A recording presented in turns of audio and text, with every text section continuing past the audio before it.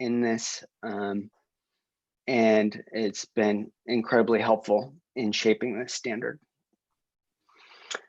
All right, so good afternoon. On behalf of NOHBA and Oregon Health, I'm here today to present the NSF ANSI 305 standard.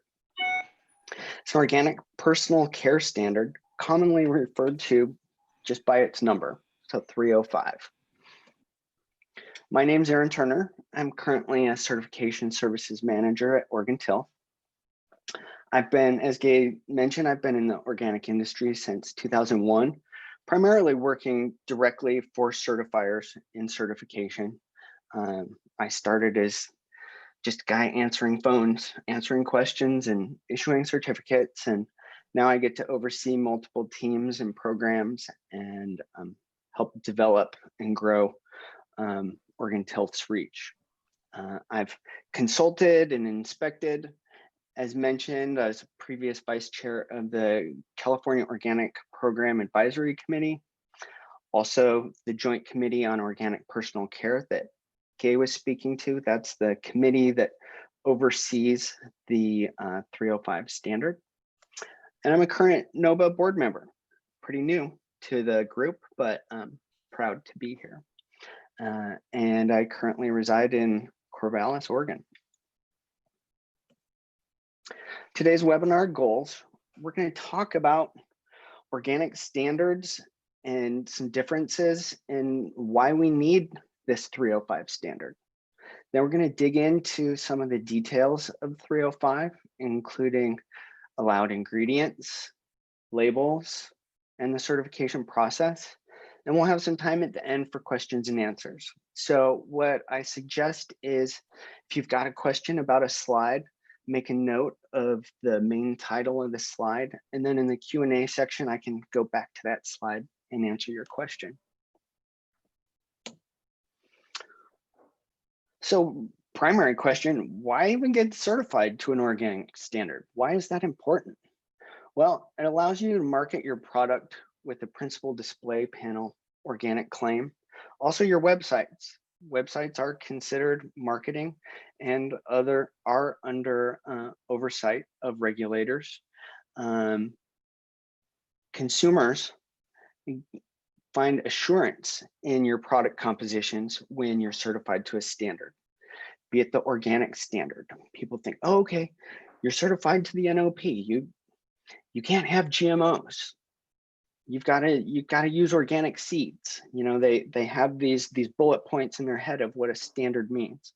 So certification does mean something to consumers, and it helps them feel good about the money they're spending on a product that may be a little bit more expensive than its counterpart on the shelf. Many operators find after becoming certified, certification improves your business systems. There's a lot of requirements within standards: record keeping, sanitation, production records, et cetera, et cetera. Commonly, new operators find that after a year or two of certification, their businesses are actually running smoother because they've got these records and they can pull data, and it helps them run a lot more efficiently.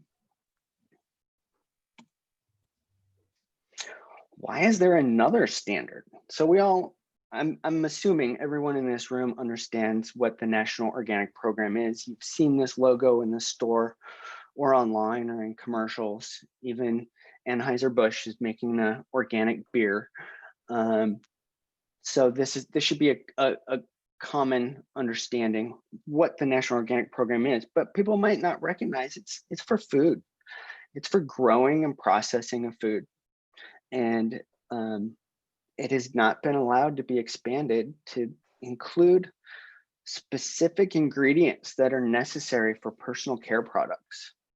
And so those products don't qualify under the National Organic Program. Not every personal care product wouldn't qualify. If you can follow the rules and the allowances within the NOP regulation, you can definitely certify a personal care product to that standard. But that's where 305 comes in. It allows these certain ingredients and processes for those functional ingredients.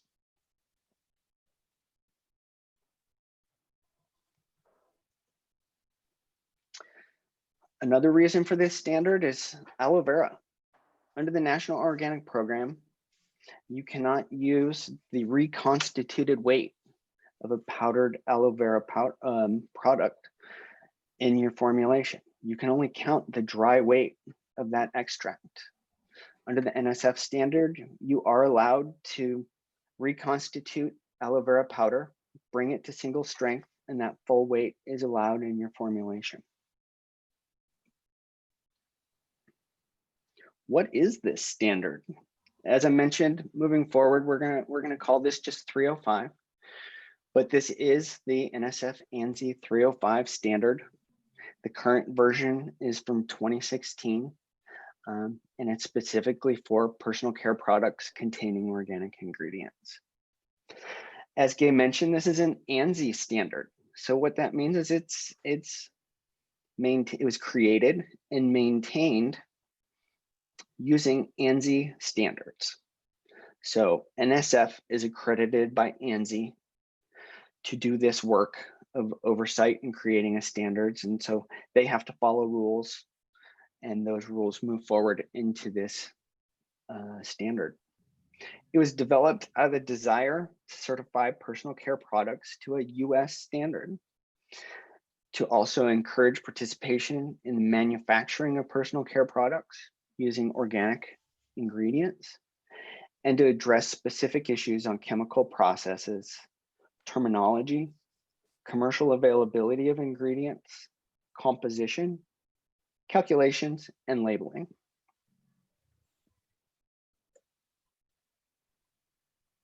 As mentioned, 305 is kind of similar to NOP. In fact, NOP was used as a model to create this standard, and then some deviations were made within it for this situation. So 305 allows ingredients and processes that are critical in the manufacturing of personal care ingredients and products. The scope of this standard includes, but isn't limited to, rinse off or leave on personal care products, cosmetics, oral care, and personal hygiene products. Organ Health certifies products to this standard like skincare, lotions, hair products, shampoos, conditioners, balms, ointments, sunscreens, because that mineral is allowed and zinc is allowed in this standard, toothpastes, intimacy products, and more.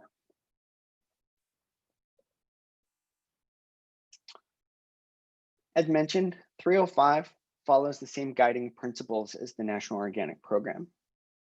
It requires certification by an approved, accredited certification agency like Organ Health.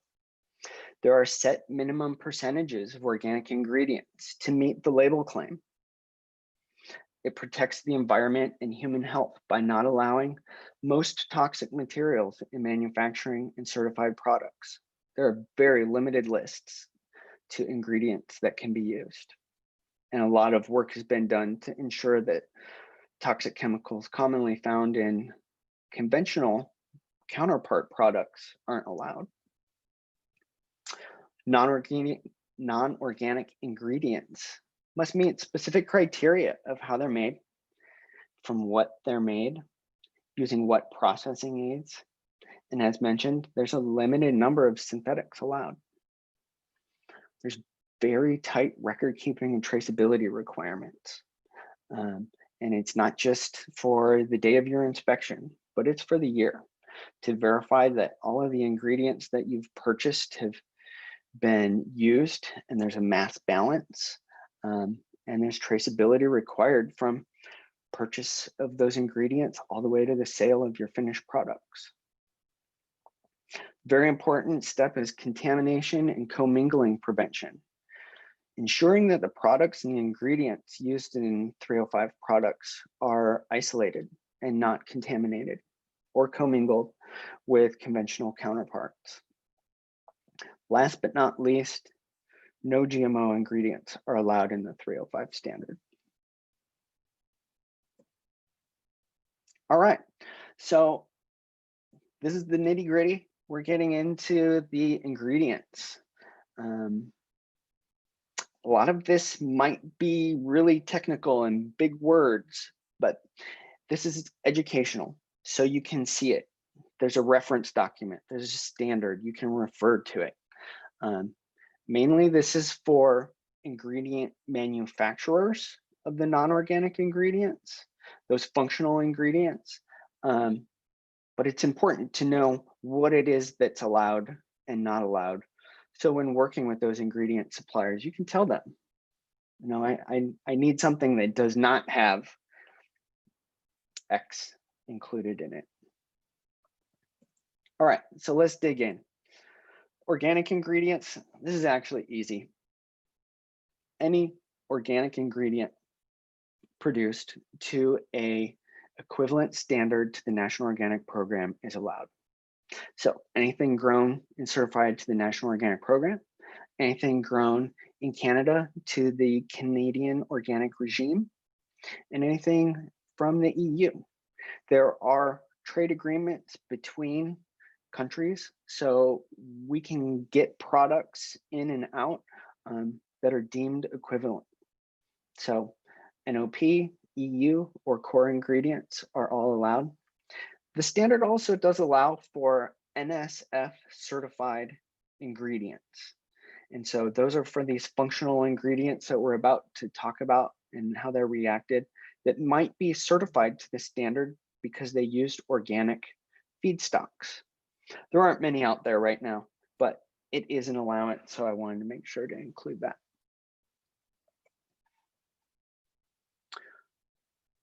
For your non-organic ingredients, they may make up no more than 30% of your formulation. Excluded methods are not allowed, that's your GMOs. You may use ingredients that are allowed under the NOP on their national list, and I'll show you some examples here. That's the allowed list of non-organic ingredients in organic production. The only thing that you cannot use from the national list are vitamins and minerals because those are specifically noted for food. You may use botanical chemicals. This is a term that we'll dig into more here. It's not our favorite term, but that's what it's called in this standard. And in certain instances, you'll be required to look for an organic version of the non-organic ingredient that you want to use.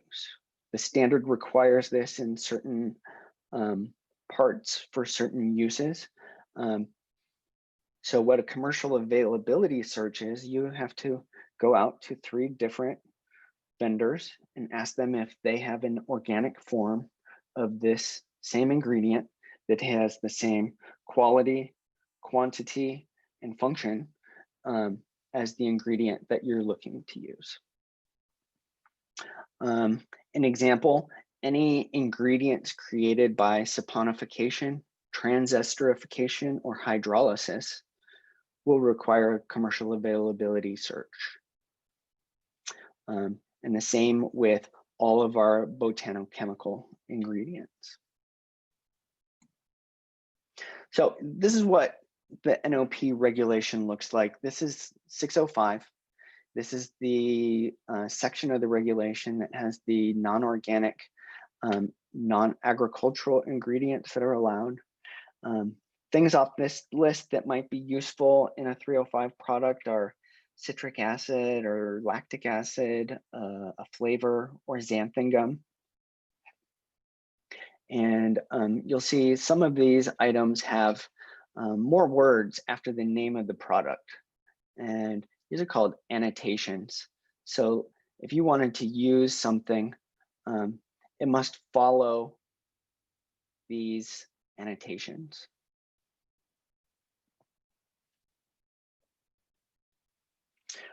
Processes of ingredients that are allowed. NOP processes are allowed as well as 305 processes. Those include saponification to make soaps, use of enzymes or alkalis to hydrolyze proteins and carbohydrates, and cooking of organic oils and alcohols together. to make ester ingredients. That's called transesterification. All right, this is the heart of the non-organic ingredient artichoke, as I say. Big word, ecological, agricultural-based botanochemical processes. These are the allowed processes to make these functional ingredients. That's the bottom line of it. The definition of a botanochemical is an ingredient made with non-petroleum, agricultural-based materials that's been reacted during processing with one or more permitted reagents. An example of a botanical chemical is stearic acid, acetyl alcohol, or a hydrolyzed wheat protein. Commercial availability, as I mentioned before, is required for all botanical chemicals, botanochemicals. This is the list of processes that, if using organic ingredients, on the right-hand side, it would show the percent of organic ingredients that would be allowed in, that would be counted for that organic ingredient. So for instance, say you're doing glucosidation and you used an organic oil, and I don't even know if this example is 100% correct, but say you're using an organic ingredient, you react it using a catalyst, the end result of that would create an ingredient that would be 98% organic.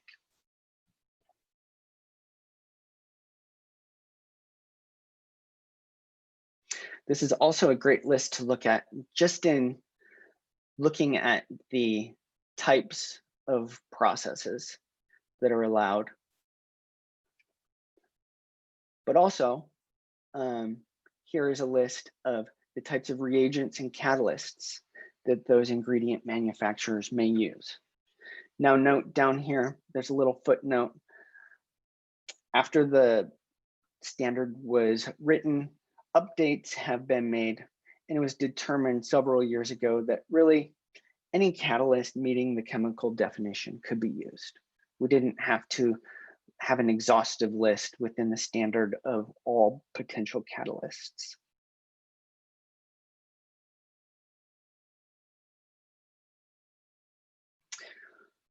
This is directly from the standard table G2. I refer to this all the time. These are the types of ingredients that can be made. So these are all considered botanochemicals and could be used up to 30% of your organic formulation in a 305 product.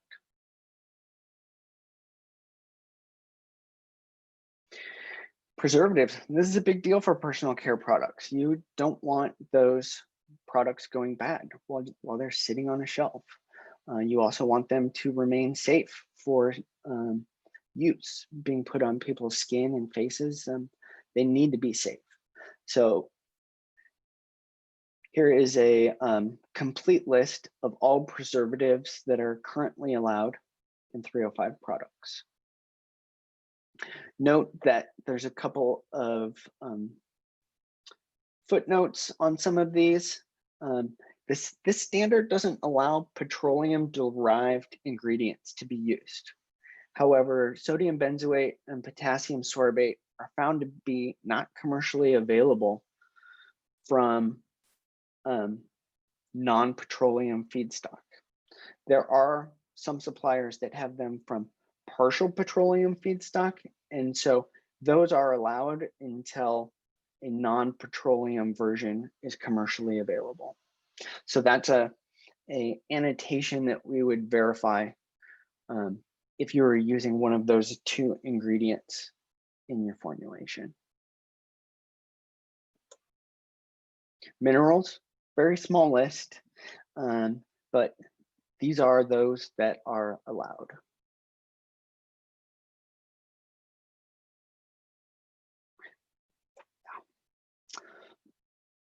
And this is also a table I refer to frequently to do just a gut check on an ingredient that someone sends in. They say, hey, I want to use this ingredient. Is it okay? I flip to G4 or G5 and see if those types of ingredients or specific ingredients are listed here. And it's just a quick red flag check. So how do we know as a certifier if an ingredient is going to be allowed or not? Well, we've developed a questionnaire which asks the questions of the material manufacturer or ingredient manufacturer, the who, what, where, why, and how.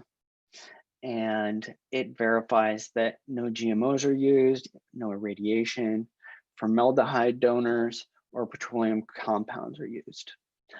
Frequently, they will need to supply a production flow chart and a specification sheet. This is the hardest thing in this standard to get complete and to get through.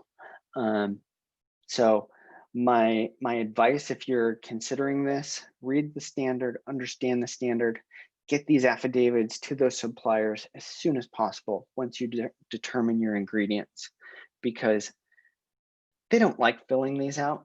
It takes time. And so because of that, there are other certifiers who certify this standard or other personal care standards who have affidavits, and these manufacturers have already filled those out. If they've done that, we will accept those and review them. We might have some questions, but it might save you some time.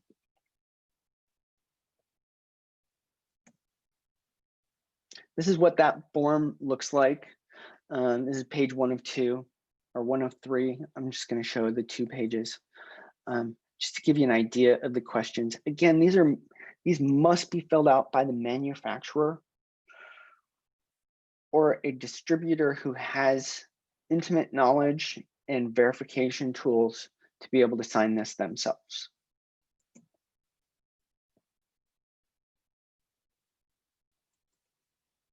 Okay. The best part, the part we all like, the marketing of products, the labeling. What's the difference? What can we have on my label, on your label, if you're certified at 305? You can list your organic ingredients in your ingredient statement. You can have a principal display panel that includes contains organic ... certain number of ingredients, and you will have to have a certifier statement in a specific place on your label. And I've got an example here in a moment. What optional information can you add? That contains statement, you're allowed a percentage statement, contains X% organic ingredients. It's another highlight on your label that something in there is organic and it's certified.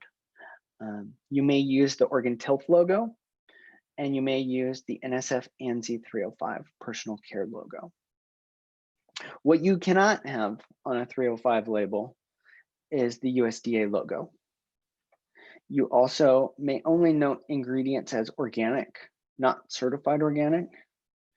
You cannot imply certification to any other organic standard. Really, if your product qualifies for 305, it's not going to qualify for another standard, more than likely. And you may not identify ingredients as organic when they're a reacted 305 ingredient that has organic content. Digging in a little bit more to this contains ... statement, you cannot add to your label contains organic ingredients. It's not allowed. It's a little confusing in this standard, and Organ Tilth has held the line that this standard indicates that you may only say contains organic and include up to 3 specific organic ingredients in your formulation or ingredient groups. What's a group? Like oils, essential oils, things like that. There's also a size requirement for this statement. it can't be more than 1/2 the size, the largest font size on your panel. Usually the largest font size is like the brand name. So say that's 30 centimeters tall. And that's big. I'm just making an example. Your COB, your contained statement could only be 15 centimeters tall. Maybe millimeters is a better thing to be using there. The percentage statement, again, it follows size requirements, and both of these statements must be in their entirety in the same size, font, and style. You can't highlight that word organic in there to make it stand out more.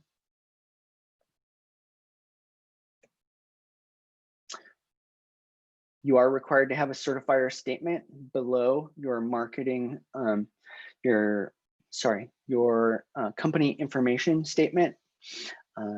It's required to say certified to NSF ANSI 305. If you're certified by Oregon Tilth, you could say Oregon Tilth or OTCO or similar language. And again, the NSF 305 logo is optional. Here's an example of one of my favorite companies, Earth Mama. This is a really new label. So you'll see a couple things here. She's chosen not to make a principal displayed panel claim, but she does have the NSF contains organic ingredients logo. On this bottle, it's pretty small, but you can see it. You'll note that all of the organic ingredients are indicated as such by using an asterisk. They're using INCI ingredient declarations, which is required. And then down here, here's their required certifier statement right below their company information. One cool thing she's decided to do is add an additional statement about what's NSF? Well, NSF is this standard for personal care products containing organic ingredients. So she's kind of highlighting that a little bit. I appreciate that, because a lot of people pick up a bottle and they don't really know what NSF, but they see that there's some organic in there.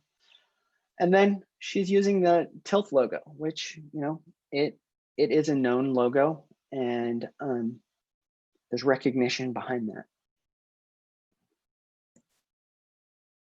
Oregon Tilth does have some great tools available for download from our website. One of the tools, which is really helpful to download and provide to your graphic designers, is this labeling and composition guide. It really helps break down what this standard says and what you can and can't do.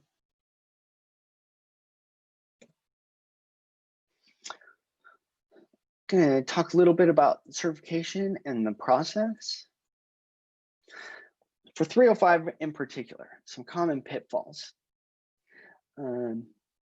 Formulations being submitted that were made prior to review of the standard or by someone who doesn't understand the standard. It creates a lot of headaches, and likely because you've already created a formulation, you've already created the label, you've already done micro testing, and something's wrong and it can't be used. Something needs to be changed. So you gotta go back to the drawing board. So my point in doing this webinar is to educate, so people know the basics, they know where to get information, they know who to ask for help, and to educate before diving in and submitting things, which will in the end cost you more money because you'll have to redo things. So the formulation, choosing ingredients before verifying compliance to the standard, product testing, doing your micro testing before you have an approved formulation. That's costly. I know it's timely, but it's also costly. Something Gay might be able to speak to, choosing ingredients prior to verifying commercial availability in the marketplace and how expensive those ingredients might be. You know, you might have your dream formulation, but it ends up to be $40 a bottle, and you might not sell too many $40 bottles of skin toner. Also, having graphic designers designing labels prior to reading the standard, or knowing if all of the ingredients are compliant or not.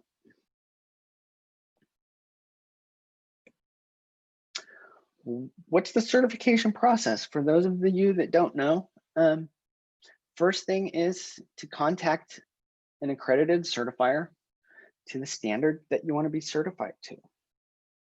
So you can Google TILF 305, and it's going to take you to our page of information. I also have contact information here for you. You contact the certifier and you get a copy of the standard and of the application and review it. It'll help you understand all of the things you're going to be asked to do. Then once you've got a list of questions, you can give the certifier a call and shoot away. They might not have an answer to every one of your questions right away, but they'll find it.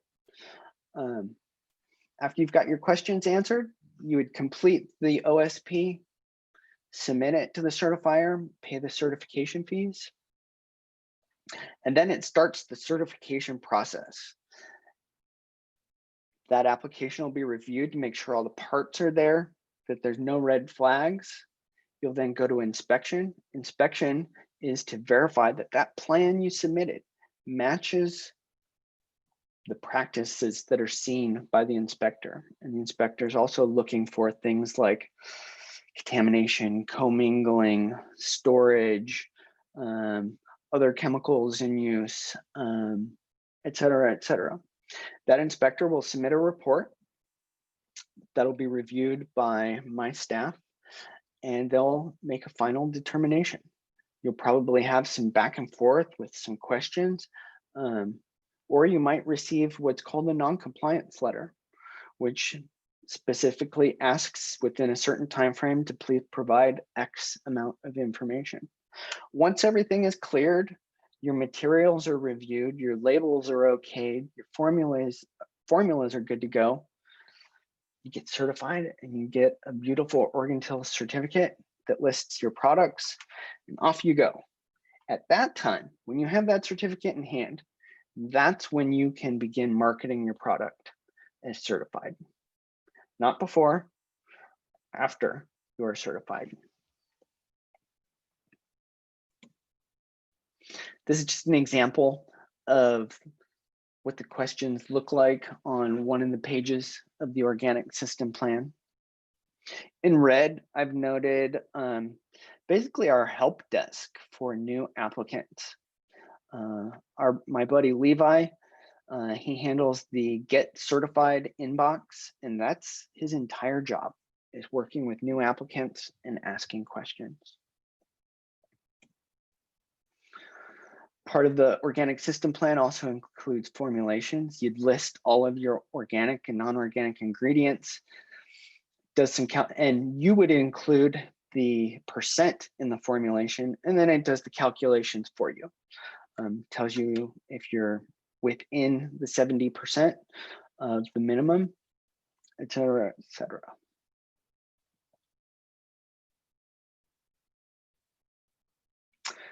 As mentioned, one of the biggest pitfalls in moving existing formulations to one that you want to have certified is the compliance of the ingredients. So again, those NSF questionnaires need to be completed and submitted as part of your organic system plan.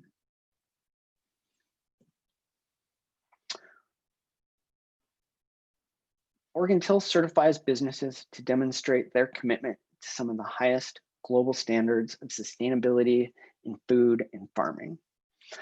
Putting the OrganTill logo on your products carries recognition and shows quality. We have over 40 years of hard-earned credibility for businesses that want to be sustainability leaders. And we advocate on a daily basis for organic from seed to shelf. All right, we've come to my favorite part of webinars, and that's the questions and answers. So I'm hoping that there's some queued up here, and let's roll. Hey, Aaron, can you take down your, unshare your screen? Sure. And people can. Okay. So any of you who care to be seen or heard, got a little note. Hi, Kurt. Got a little note from Aubrey, who is a local natural formulating chemist, who said it was a great presentation. Thank you, Aubrey. Is the standard available to the public? The standard is available in 2 ways. NSF really wants people to have to buy a copy. However, if you reach out to an accredited certifier and say you're interested in being certified and ask for a copy with your application, you will be provided with one. Otherwise, I believe it's $150 on the NSF site, something along those lines. So email getcertified@tilth.org and ask for an NSF application, including the standard, and you'll get one back in your inbox. How does the general public know what the standard represents? That's a great question. And Oregon Tilth has information on our website. NSF has some information on their website. Doing webinars like this. I'm trying to inform the general public and get it out there. Those are the current methods. I have a question on the, Aaron, on the principal display panel claim, if I could. Mm-hmm. You had said that the claim, the text part, not the NSF logo, but the text part cannot say contains organic ingredients. But Alone. it must say contains. It can say contains X% of organic ingredients. There are 2 things. There are 2 statements you can make. Contains organic ingredients, and you can list 3 ingredients or product categories like oils, things like that. You can also make a percentage statement that says contains X% organic ingredients. Both of those have size requirements of 1/2 the size of the largest font size on that panel. But you're not allowed to just say burnt contains organic ingredients. Okay, but you can say contains 94% organic ingredients. Yes, sir. Okay, and the reason I was asking that is, you know, I'm looking at a couple different labels on my desk right now by different companies, Mm-hmm. and they're not following that rule. They're not certified by TIL. They're certified Mm-hmm. someplace else, but I see contains organic ingredients, and then I see, well, this other one is right, contains 99% organic ingredients, so it's fine. The reason I was asking, because if somebody just has the NSF logo Mm-hmm. on the PDP, on the principal display panel, it says contains organic ingredients. It does. So it's in violation of its own rule. Well, rule. it says that you can use the logo, and that's included in the logo. I do have an inquiry into that certifier on the use of that statement. Oh, you know who I'm talking. Okay. Yeah. And I had another question, but I think we already. I want to. But you can say contain. You could say contains organic citrus products. If all of the citrus in the product is organic, yes. Okay. Mm-hmm. Can you say it contains 95% organic citrus products? Or is that too explicit? It probably could, yeah. Okay. The thing I find the most confusing with the standard, from a consumer standpoint, is just the principal display panel claim. Mm-hmm. Because that's where it is different from the NOP. Yes. It is a topic that's being inquired on right now, And if the joint committee was functioning right now, there would be a position paper in their hands from me clarifying this and asking for a change to the standard to make it clearer what exactly is allowed. Thank you. Mm-hmm. Oh, can I jump in for a moment, Erin? I had a conversation with the USDA NOP enforcement people about why you could not say certified organic. Mm. And there is a very specific part of the National Organic Law that says you cannot do that unless you're certified to that law. To the NOP. Yes, since this, or that regulation, since this is a private standard as opposed to a regulation, a government overseen program, we just simply can't. And at the end of the process of writing the standard, we did reach out both to the state of California and to the NOP and say, how do you feel about the standard? Do you have any guidance? And that's why it says contains. Before we had made with at the initially, and they made us change it to contains because they felt that it gave some small little differential between the NOP and a private standard. I remember that. Yeah. So I do too. all of these things have their own particular backstory, and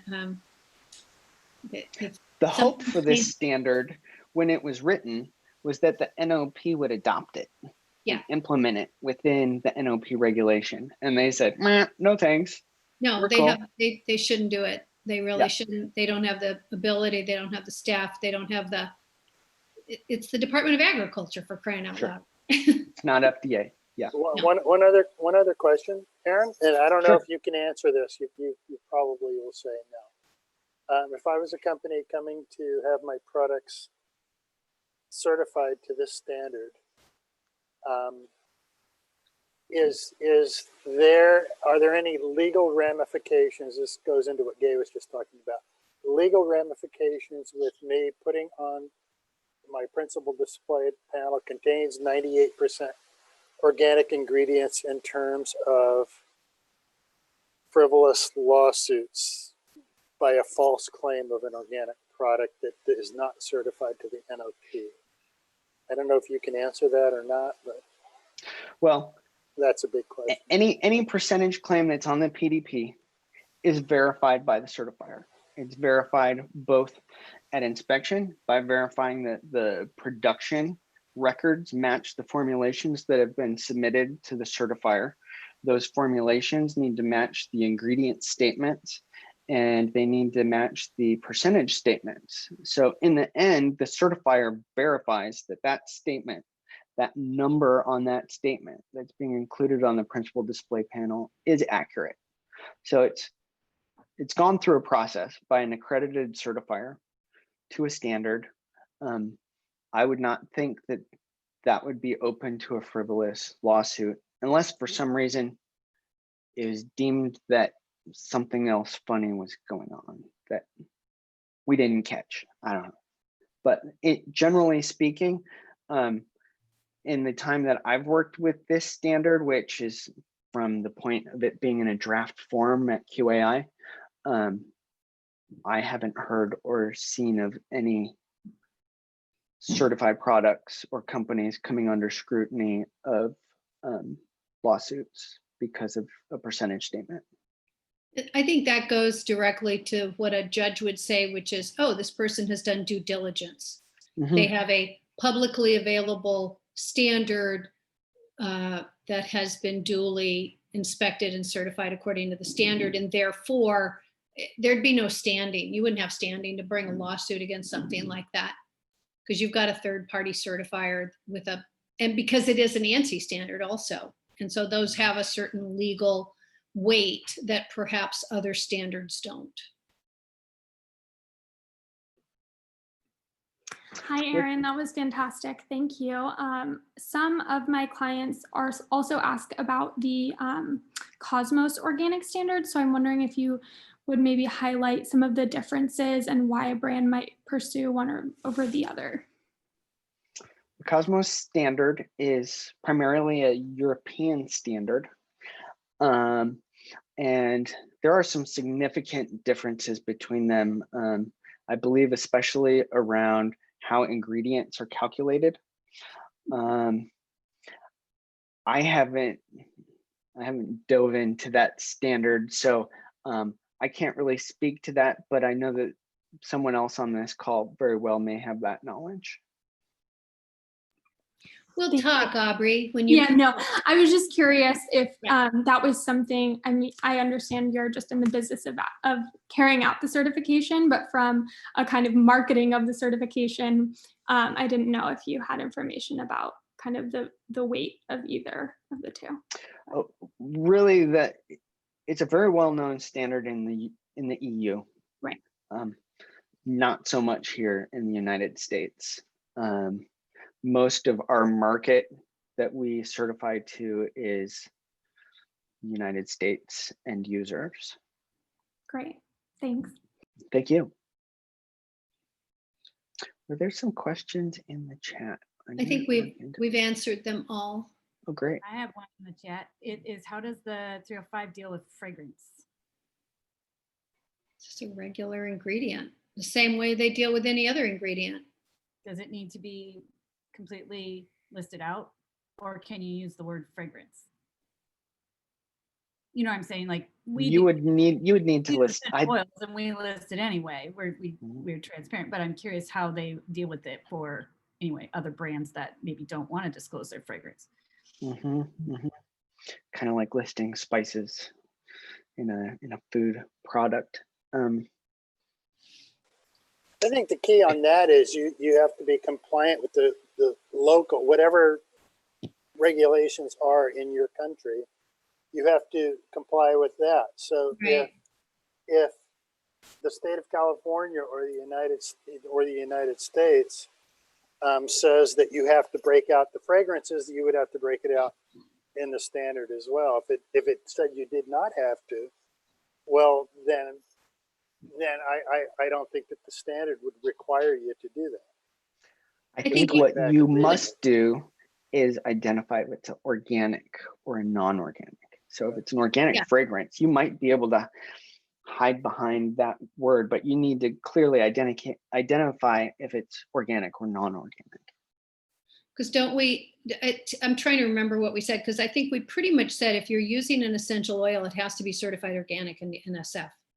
I don't think we allowed non-organic. Well, did we? it can be in your 30% as Okay, that's true. it's like a But made with product under the Right. National Organic Program. So Okay, so then it just has to meet the other criteria for naturalness. non-GMO, not irradiated, no sewage Right. sludge. Yep.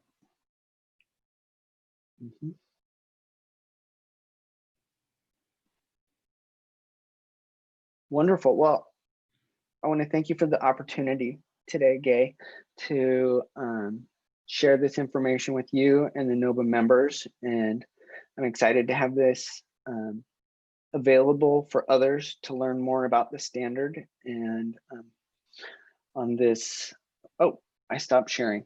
My that's okay. contact information. It's can on be the made- NOHBA website. There you go. Great. Aaron is on our board, so he's you can find him. We're redoing the website, so it may not be up just yet, but Erica is hard at work at redesigning the website, and she'll get Aaron's information up there soon. Real easy, Aaron@tilth.org. If you're interested in getting certified, get certified at tilth.org. Also, you can just go to the tilth.org website, and there's all kinds of helpful information there. Thank you so much. We are working, right now I'm working on putting together a series of webinars around CBD issues because they're confusing. I literally had a conversation with the state of California that said, you cannot use CBD in cosmetics. And I had written black and white data from the FDA website saying that you could. So it's clearly very confusing. And I think we'll get a couple different people to weigh in, and we'll try and cover that subject on at least 2 and maybe 3 different webinars.